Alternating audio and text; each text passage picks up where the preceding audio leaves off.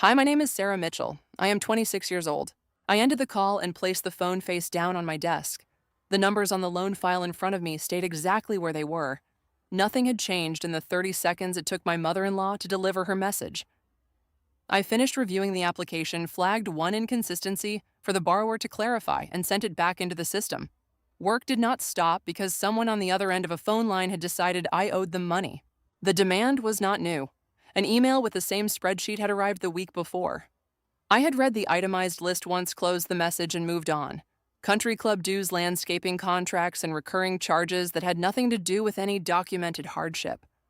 The follow-up call removed any possibility that the first message had been a mistake or a test. Linda Harper did not make mistakes when it came to money. She made expectations. I drove home through Denver traffic without calling my husband.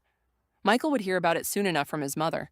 When I walked into our apartment, he was already at the kitchen table with his laptop open. He looked up, saw my face, and closed the screen. "She called you," he said. I nodded and set my bag on the counter. $4,200 a month. She wants it set up by Friday. He rubbed the back of his neck. "She mentioned it to me last week. I told her I would talk to you." "You did not mention it to me." I was hoping she would drop it. I waited. He did not offer anything else. I opened the refrigerator, took out ingredients for dinner, and began chopping vegetables. The sound of the knife on the cutting board filled the space between us. After a minute, he stood up and left the room. The next morning, I arrived at the bank early. David, the underwriter in the next cubicle, was already at his desk. He glanced over when I sat down. "Rough night?" he asked. "Family stuff," I said. He did not push. We worked in parallel for most of the morning. Around 10, he leaned over again. "That file you flagged yesterday. The numbers on the asset side do not match the credit pull. I ran it through the fraud filter. It came back with a synthetic identity flag. Someone built a thin file and tried to make it look thick." I looked at the screen. He turned toward me. The pattern was familiar from training modules. New credit lines opened quickly. Payments made on time for a short period, then a large request. Classic construction. "Anything actionable?" I asked. "Not yet. But if it escalates, I will loop you in. You have a good eye for these." I thanked him and returned to my own queue. The word synthetic stayed with me longer than it should have. That afternoon, an email arrived from Linda. No subject line. The body contained one sentence. "The agreement is ready. Sign it and this ends." Attached was a scanned single-page contract. The amount and the account number for the transfers were already filled in. The signature line was blank.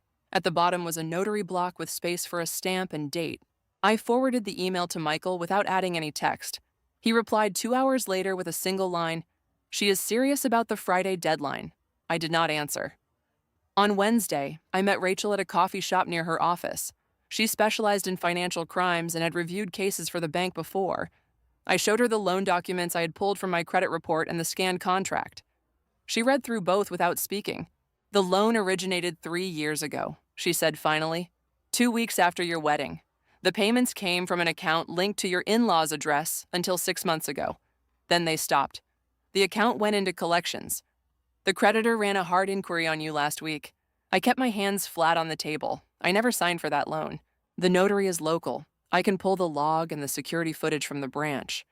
If someone used your information, we can document it. But once we open that door, it does not close quietly. I understand." She studied me for a moment. "You are calm about this. There is no point in being anything else until I know what I am dealing with." Rachel nodded once. "I will have something by tomorrow afternoon. Do not sign anything in the meantime." I went back to work and finished my shift. David stopped by my desk on his way out. "That flagged file is moving to investigation," he said. "If you want to sit in on the review tomorrow, let me know. Extra set of eyes never hurts." I said. He gave a short nod and left. I stayed at my desk until the building emptied. Then I drove to the apartment. Michael was not home yet. I sat at the kitchen table and opened my laptop again. The credit report still showed the loan in collections. The hard inquiry from the previous week sat at the top of the recent activity list like a warning light that had been ignored too long. My phone vibrated. A text from Linda. No greeting, just the same contract photo with a new line added beneath it. "Your sister-in-law signed hers without hesitation. Do not make this harder than it needs to be." I set the phone down and closed the laptop. The apartment was quiet. I could hear the refrigerator humming and the distant sound of traffic on the street below. I did not call anyone. I did not cry. I sat at the table until the light outside changed and the room grew dark around me. The apartment stayed dark for another hour before I turned on a lamp and made coffee. I slept 3 hours that night. The next morning, I arrived at the bank 10 minutes early and opened my queue without checking my phone. David appeared at my cubicle before 9. He carried a printed report and set it on the edge of my desk without sitting down. The flagged file from yesterday pulled more threads than expected, he said. The synthetic identity pattern matches a cluster of inquiries from the same 3 addresses over the last 36 months. One of them is the same address that showed up on that loan you were looking at yesterday. I took the report and scanned the highlighted lines. The addresses were familiar. One belonged to Linda and Robert Harper. Another matched the small commercial property Jessica used for her online retail business. The third was the apartment Michael and I rented. Run it again with the full credit archive, I said. Flag any hard inquiries that hit my social security number in the last 4 years. David nodded once and returned to his desk. He did not ask why. At 10:30, my personal phone vibrated. Rachel's name appeared on the screen. I stepped into the empty conference room at the end of the hall and answered. The notary log and branch footage are consistent, she said. 3 people entered together. The woman presenting the ID was not you. She signed the application while the older woman stood beside her. The man waited near the door. The notary processed it as routine. The footage is date-stamped 2 weeks after your wedding. I kept my voice level. Can you send the stills and the log entry already in your secure folder? There is more. The loan payments were drawn from an account in Jessica Harper's name for the first 18 months. Then the source switched to an account tied to Linda Harper. 6 months ago, both sources stopped. That is when the collections activity began. I ended the call and returned to my desk. David had left another printout. This one showed 3 additional hard inquiries against my social security number in the past year, all from the same regional bank that originated the original loan. None of them had resulted in new accounts. Someone had been testing the waters. I forwarded the new report to Rachel with 1 line additional activity. Same pattern. She replied, within the hour. This strengthens the case for a coordinated effort. We can file the affidavit today if you are ready. Once it is notarized, it becomes active. They will receive notice within 10 business days. I typed back, prepare it. I will sign after work. The rest of the day passed in routine reviews. I approved 2 files and declined 1. At 5, I drove to Rachel's office. She had the affidavit ready. I read it once signed where she indicated and watched her notary stamp the pages. She placed 1 copy in a sealed envelope and handed me the other. Do not confront them yet, she said. Let the filing do the work. If they contact you, document it and forward everything to me. I drove home. Michael was already there, standing at the kitchen counter with his phone in his hand.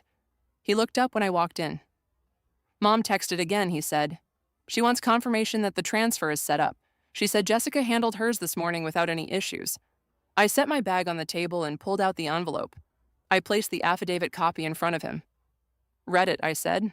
He opened the envelope and read the first page. His face did not change expression. He turned to the second page, then the third. When he reached the still from the bank footage, he stopped. The image showed Jessica clearly holding the fake ID toward the teller while Linda stood just behind her shoulder. Robert waited near the exit. Michael closed the envelope and set it back on the table. This does not change what the family needs, he said. The medical bills are real. Jessica's business took a hit. They are asking for help, not charity. They took a loan in my name without my knowledge, I said. They made payments until it became inconvenient. Now they want me to sign a contract that covers the shortfall and keeps the rest quiet. He met my eyes for the first time. If you file that affidavit, you are choosing to burn the family down over a misunderstanding that happened years ago. There is no misunderstanding, I said. The footage is dated. The notary confirmed the ID. The payments came from Jessica's accounts.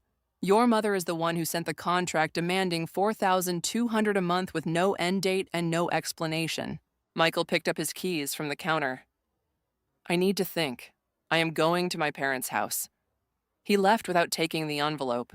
The door closed behind him with a solid click. I remained at the table. The affidavit sat where he had placed it. I did not move it. My phone vibrated again. This time it was a text from Jessica. The message contained no words, only a screenshot of the same contract with her signature already in place. Below it, she had typed 1 line, "Some of us understand what family means. You are making this harder for everyone." I saved the message and forwarded it to Rachel without replying. The following morning, David stopped at my desk before I had opened my first file. The cluster I flagged yesterday produced a second match, he said. There is a pattern of credit pulls originating from the same IP address block used by Jessica Harper's business account. Someone ran soft inquiries on your profile every few weeks for the past year. They stopped 6 months ago, right when the loan payments ceased. I logged into the internal system and pulled the log he referenced. The dates aligned with the period when the fake loan had been in good standing. The activity was careful, never enough to trigger an alert on its own, just enough to confirm the profile remained usable. David watched my screen. You want me to escalate this internally or keep it between us for now? Keep it between us, I said. I am handling the external side. He nodded and returned to his desk. No further questions. At lunch, I stepped outside and called Rachel. She answered on the first ring. The affidavit is filed, she said. Federal notice goes out in the morning. Local authorities will receive a courtesy copy by end of week. If they attempt any further contact or financial action against you, it becomes additional evidence of ongoing coercion. I thanked her and ended the call. When I returned to my desk, a new email waited in my personal account. It was from Linda. The subject line read only final courtesy. The body contained 2 sentences. Your husband is here. He understands the position you have put us in. Sign the agreement by tomorrow, or we'll be forced to protect the family's reputation through other channels. Jessica has already prepared a statement in case this becomes public. Attached was a draft social media post written in Jessica's style. It described a concerned family member being forced to speak out about financial neglect and emotional manipulation within the family. The post did not name me directly, but the details were specific enough that anyone who knew the timeline would recognize the target. I forwarded the email and attachment to Rachel with the same single line I had used before additional contact. Documented. That evening, Michael returned to the apartment after 10. He carried a small overnight bag and set it by the door. He did not sit down. I told them about the affidavit, he said. Mom said if you go through with it, she will have no choice but to tell people the truth about why you have been difficult since the wedding. Jessica is willing to back her up. I remained at the table. What truth is that? That you have always kept your finances separate and treated the family like outsiders, that you refused to help when they needed it most. I stood and walked to the counter where the envelope still sat. I picked it up and held it out to him. This is the truth, I said. The footage the notary logged the payment trail. Your mother and sister used my identity to borrow money they could not repay. Now they want me to cover the debt and sign a contract that keeps it quiet. That is the position they put me in. Michael took the envelope but did not open it again. If you file this, you are ending the marriage. I cannot stand against my family on something that happened before we were even married. I nodded once. Then you have made your choice. He picked up the overnight bag and left. The door closed behind him with the same solid click as before. I returned to the table and opened my laptop. I logged into the secure folder Rachel had created and uploaded the latest messages. Then I drafted a short email to David. Additional pattern confirmed on my end. I will be out tomorrow morning for a meeting with counsel. Cover my queue if anything urgent hits. I sent the message, closed the laptop, and sat in the dark until the screen on my phone went black. The next morning, I met Rachel at her office before my shift. She had already received confirmation that the federal affidavit had been accepted and notice was being prepared. She slid a second copy across the desk along with a timeline she had prepared. The notice to your in-laws and sister-in-law will go out by certified mail within 48 hours, she said. If they attempt any further financial action or public statements that reference you, it becomes additional evidence. I recommend you document every contact from this point forward and forward it here. I signed the additional acknowledgement page and slid it back. Rachel placed it in the file without further comment. I drove to the bank and opened my queue as usual. David appeared at my cubicle mid-morning with another printout. The IP traces on those soft inquiries all route through the same commercial account Jessica Harper uses for her business. The pattern is consistent across the 3 addresses. It is not random testing. Someone was monitoring your profile deliberately. I reviewed the log. The dates lined up with periods when the original loan had been current. The activity had stopped the same month the payments ceased. I forwarded the new report to Rachel with one line and returned to my files. At lunch, my personal phone vibrated. Laura's name appeared. She worked 2 floors up in commercial lending and had been the closest person I had to a work friend since I started at the bank. Her message was short. Saw the post from your sister-in-law. Is everything okay? Call me if you need to talk. I did not call. I finished my lunch and returned to my desk. By 3 o'clock, the post Laura had mentioned was live. Jessica had published the draft her mother had sent me earlier, now framed as a family plea for understanding. It described an unnamed daughter-in-law who had refused to support the family during a medical crisis and was hiding behind legal threats. Several mutual contacts had already liked or commented. Laura was one of them. I saved the post and forwarded the link to Rachel. Then I drafted a short reply to Laura. The post contains false statements about a loan taken without my knowledge. I am handling it through counsel. Thank you for checking in. She did not reply. Michael called at 5:30 while I was still at my desk. I stepped into the empty conference room again. I am staying at my parents' house for now, he said. His voice was flat. Mom showed me the post Jessica put up. She said if you go through with the affidavit, she will have to tell people the full story to protect Jessica's business. There is no full story beyond what the documents show, I said. He was quiet for a moment. You always kept everything separate. Even before we got married, you never wanted to mix finances. They saw that as a sign you were never really committed. I ended the call without answering. When I returned to my desk, David was waiting. The branch manager asked about the flagged file this afternoon. He said quietly. I told him it was under review for possible synthetic activity. He did not push. If you need cover on anything else, let me know. I thanked him and logged off for the day. That evening, I sat at the kitchen table with the affidavit copy and the timeline Rachel had given me. The apartment felt larger without Michael's bag by the door. I opened my laptop and drafted one final message through Rachel's secure portal. It was addressed to Linda, Robert, Jessica, and Michael. I attached the bank footage, stills, the notary log, the payment trail from Jessica's accounts, and the additional inquiry logs David had uncovered. The body of the message contained 2 sentences. This is the complete record. Any further contact will be documented and added to the filing. I will not sign any agreement that requires me to pay for a loan taken in my name without my consent. I sent it and closed the laptop. The certified notices went out the next morning. By the end of the week, Jessica's business account had been frozen pending investigation into the source of the loan payments. The federal filing triggered a routine audit of the small commercial property she used. 2 additional discrepancies appeared in the records. Her suppliers began asking questions. Within 10 days, the online store she had built was shuttered. Linda's circle heard about the filing through the bank's courtesy notice to the local branch. The country club membership she had listed in her spreadsheet was quietly not renewed for the next quarter. Robert stopped attending the weekly golf group. The family stopped appearing together at the events they had once used to signal stability. Michael filed separation papers 3 weeks later. The papers cited irreconcilable differences and made no mention of the loan or the affidavit. He did not contest the division of our small joint savings. He took his clothes and the television and left the rest. I signed the papers when they arrived and returned them through my own counsel. Laura stopped replying to messages after the separation became visible on the shared calendar at work. 2 other colleagues who had once invited me to after-work dinners no longer did. The distance was quiet and complete. No one asked for my side. The family narrative had already traveled farther than any document I could produce. I moved to a smaller apartment closer to the bank 2 months later. The new place had no spare room and no view of the mountains. It was sufficient. I received the promotion David had mentioned in passing. The raise covered the difference in rent and left a small margin. I did not send any portion of it to the account Linda had listed in her contract. The federal investigation cleared the $45,000 loan from my credit history within 90 days. The hard inquiries were removed. My score returned to the level it had held before the marriage. The collections activity vanished from the report as if it had never existed. I did not hear from Linda, Robert, Jessica, or Michael again after the separation papers were finalized. The social media post Jessica had published was eventually taken down, but screenshots remained in the file Rachel maintained. The family did not lose their house or their remaining accounts. They simply stopped expanding. Jessica found work at a larger retail chain.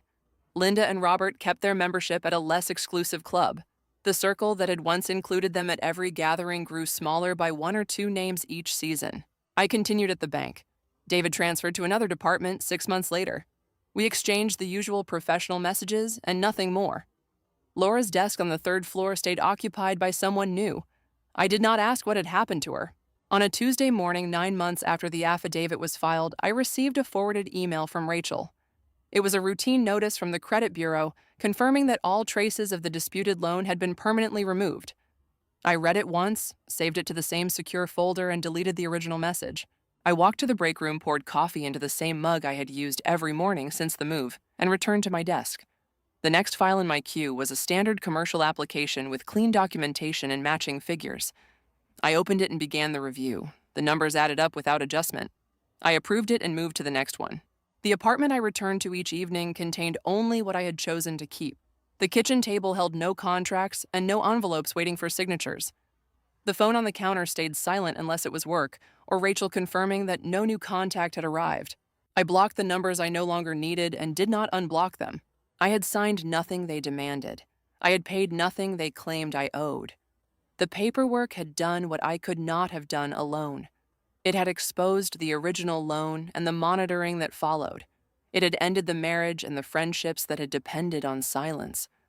The family I had tried to join remained intact enough to continue their lives without me. I remained intact enough to continue mine without them. I released the expectation that belonging required payment or proof. The guilt that had once accompanied every refusal no longer had a place to attach. It had nowhere left to go. Thank you for listening to my story. If you have ever been asked to sign your name to a debt you did not create, or to pay for a loyalty you never agreed to, what line would you have refused to cross?